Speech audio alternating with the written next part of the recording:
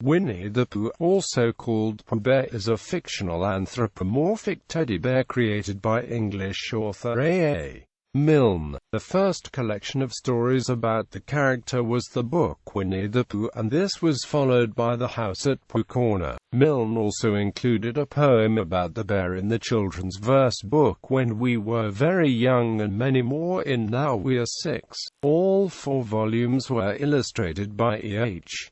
Shepard. The Pooh stories have been translated into many languages, including Alexander Leonard's Latin translation, Winnie-the-Pooh, which was first published in 1958, and, in 1960, became the only Latin book ever to have been featured on the New York Times bestseller list. Hyphens in the character's name were dropped by Disney when the company adapted the Pooh stories into a series of features that became one of its most successful franchises. In popular film adaptations, Pooh Bear has been voiced by actors Sterling Holloway, Hal Smith, and Jim Cummings in English and Yevgeny Leonov in Russian. History. Origin. A.A.Milne named the character Winnie-the-Pooh for a teddy bear owned by his son, Christopher Robin Milne, who was the basis for the character Christopher Robin. The rest of Christopher Robin Milne's toys, Piglet, Eeyore, Kangaroo and Tigger, were incorporated into Milne's stories. 2 more characters, Owl and Rabbit, were created by Milne's imagination, while Gopher was added to the Disney version. Christopher Robin's toy bear is on display at the main branch of the New York Public Library in New York City. Christopher Milne had named his toy bear after Winnie, a Canadian black bear he often saw at London Zoo, and Pooh, a swan they had met while on holiday.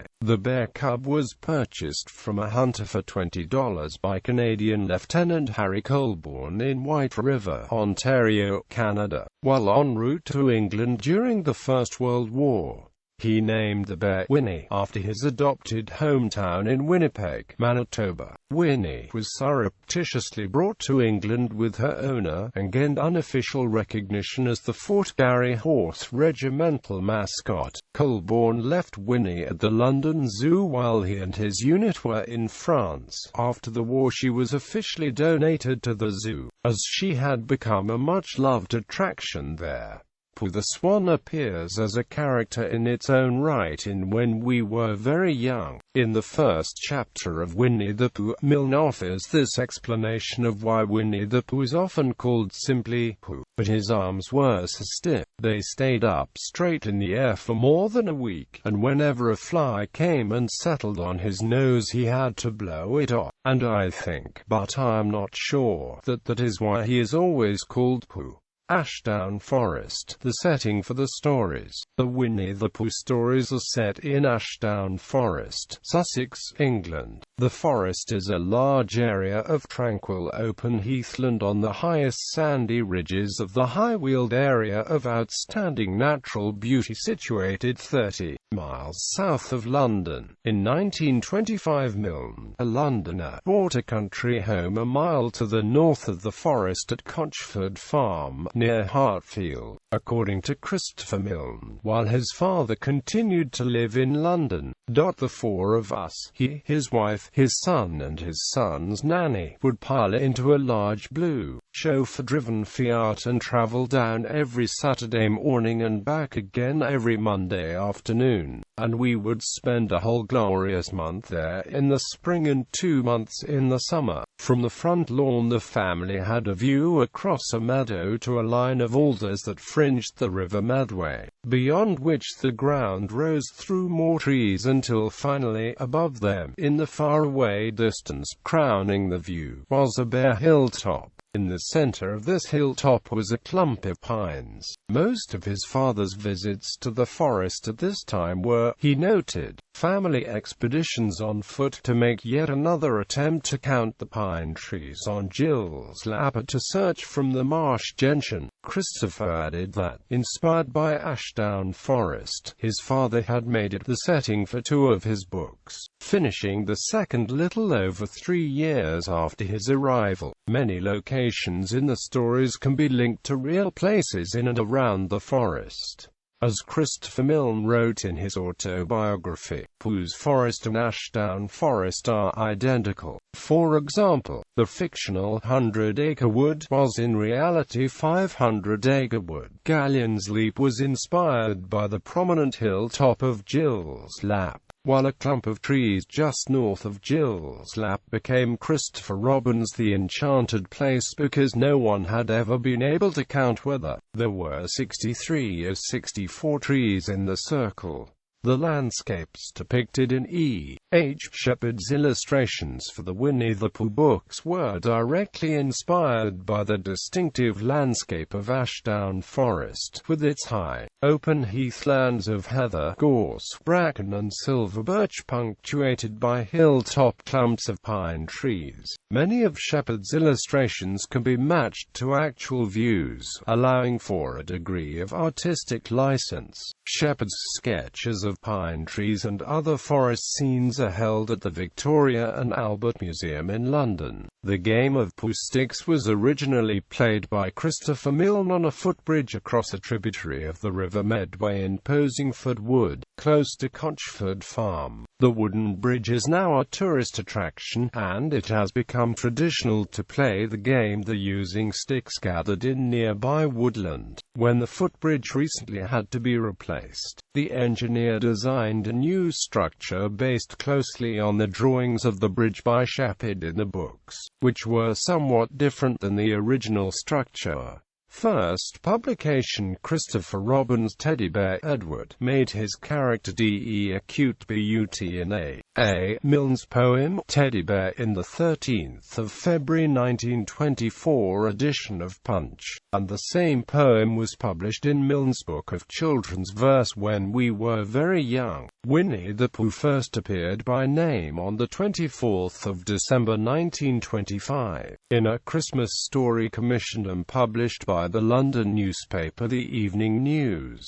It was illustrated by J. H. Dowd. The first collection of Pooh stories appeared in the book Winnie-the-Pooh. The Evening News Christmas story reappeared as the first chapter of the book. At the beginning, it explained that Pooh was in fact Christopher Robin's Edward Bear, who had been renamed by the boy. He was renamed after a black bear at London Zoo called Winnie, who got her name from the fact that her owner had come from Winnipeg, Canada. The book was published in October 1926 by the publisher of Milne's earlier children's work, Methuen in England, and E. P. Dutton in the United States. Character in the Milne books, Pooh is naive and slow-witted, but he is also friendly, thoughtful, and steadfast. Although he and his friends agree that he has no brain, Pooh is occasionally acknowledged to have a clever idea, usually driven by common sense. These include riding in Christopher Robin's umbrella to rescue Piglet from a flood, discovering the North Pole by picking it up to help fish out of the river, inventing the game of Pooh Sticks, and getting Eeyore out of the river by dropping a large rock on one side of him to wash him towards the bank. Pooh is also a talented poet, and the stories are frequently punctuated by his poems and hums. Quote, "Although he is humble about his slow-wittedness, he is comfortable with his creative gifts. When Owl's house blows down in a storm, trapping Pooh and Piglet and Owl inside, Pooh encourages Piglet to escape and rescue them all by promising that a respectful Pooh song will be written about Piglet's feet. Later, Pooh muses about the creative process as he composes the song. Pooh is very fond of food, especially honey, but also condensed milk and other items. When he visits friends, his desire to be offered a snack is in conflict with the impoliteness of asking too directly. Though intending to give Eeyore a pot of honey for his birthday, Pooh cannot resist eating the honey on his way to deliver the present, and so instead gives Eeyore a useful pot to put things in. When he and Piglet are lost in the forest during Rabbit's attempt to unbounce Tigger, Pooh finds his way home by following the call of the honeypots from his house.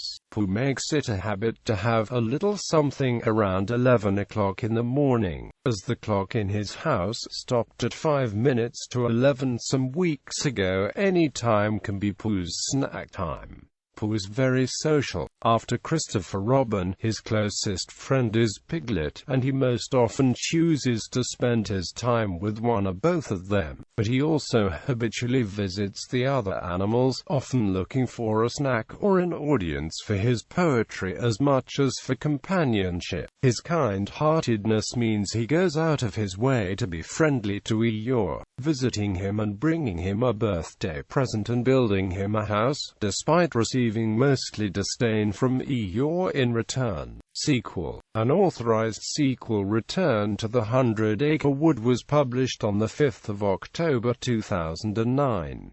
The author, David Benedictus, has developed, but not changed, Milne's characterizations. The illustrations, by Mark Burgess, are in the style of Shepard. Winnie-the-Pooh and the Missing Bees. Winnie-the-Pooh and the Missing Bees is a forthcoming book being written by the British Beekeepers Association and Mark Burgess about the current decline in Britain's bee population.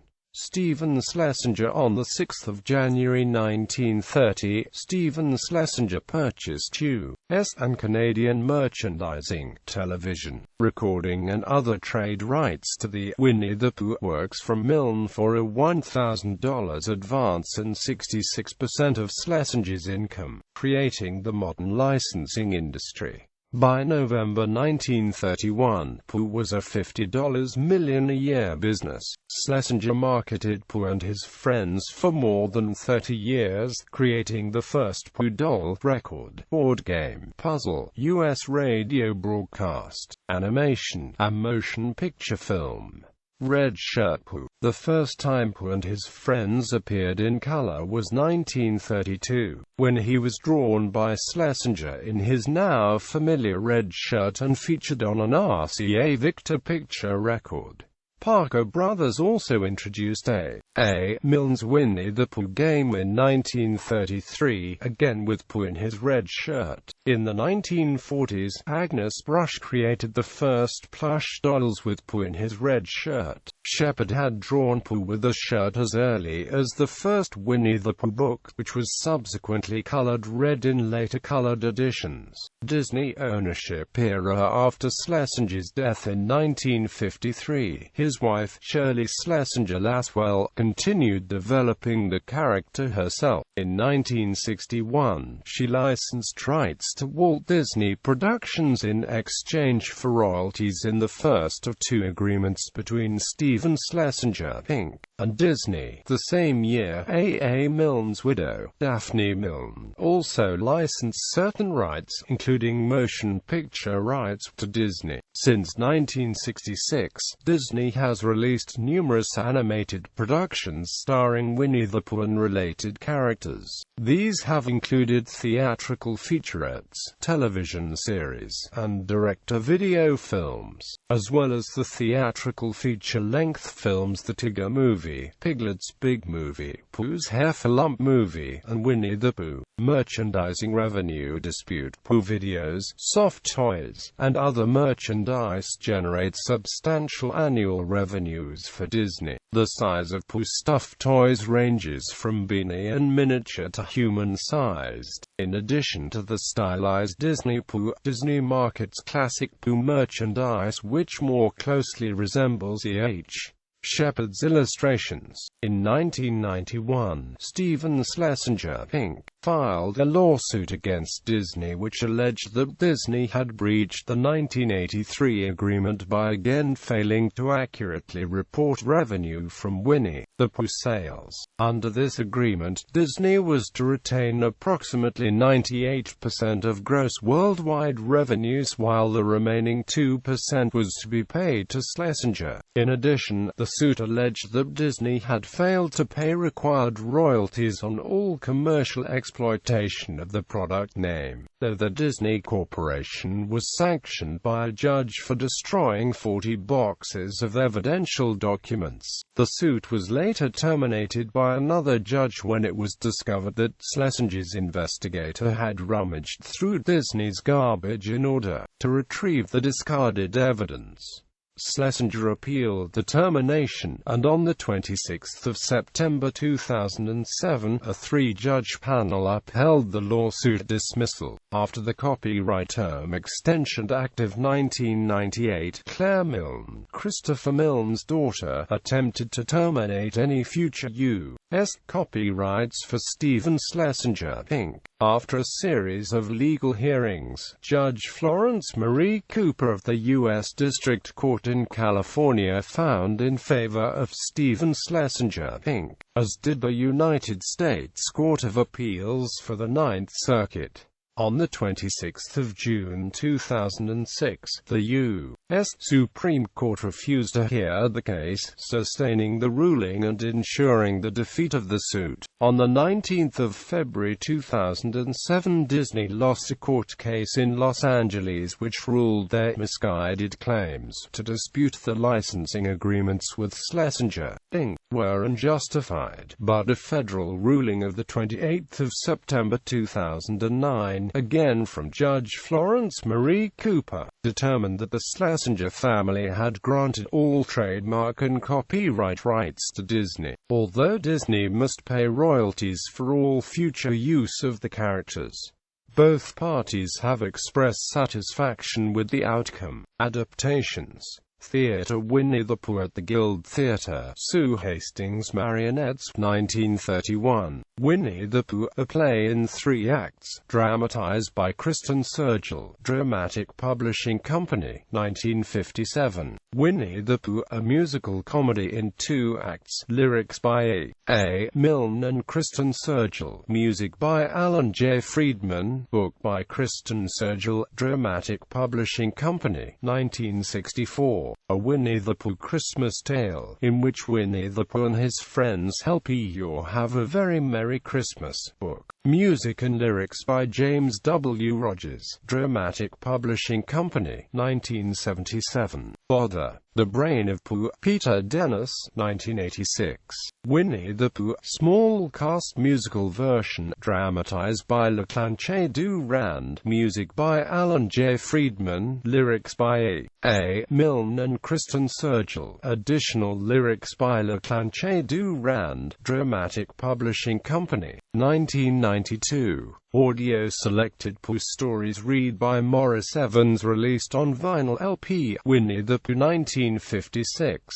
More Winnie-the-Pooh. In 1960, HMV recorded a dramatized version with songs of 2 episodes from The House at Pooh Corner, starring Ian Carmichael as Pooh, Denise Breyer as Christopher Robin, Hugh Lloyd as Tigger, Penny Morell as Piglet, and Terry Norris as Eeyore.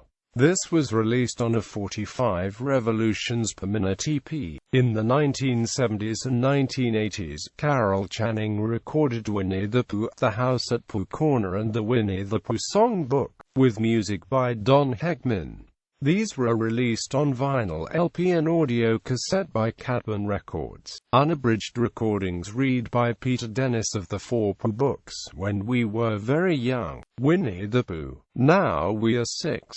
The House at Pooh Corner. In 1979, a double audio cassette set of Winnie-the-Pooh was produced featuring British actor Lionel Jeffries reading all characters in the stories. This was followed in 1981 by an audio cassette set of stories from House at Pooh Corner, also read by Lionel Jeffries. In the 1990s, the stories were dramatized for audio by David Benedictus, with music composed, directed and played by John Gould. They were performed by a cast that included Stephen Fry as Winnie-the-Pooh, Jane Horrocks as Piglet, Jeffrey Palmer as Eeyore and Judi Dench as Kanga. Radio Winnie-the-Pooh was broadcast by Donald Calthrop over all BBC stations on Christmas Day, 1925. Pooh made his U.S. radio debut on 10 November 1932, when he was broadcast to 40,000 schools by the American School of the Air, the educational division of the Columbia Broadcasting System. Film Disney adaptation, theatrical featurette 1966, Winnie-the-Pooh and the Honey Tree. 1968, Winnie-the-Pooh and the Blustery Day. 1974, Winnie-the-Pooh and Tigger 2. 1981, Winnie-the-Pooh Discovers the Seasons.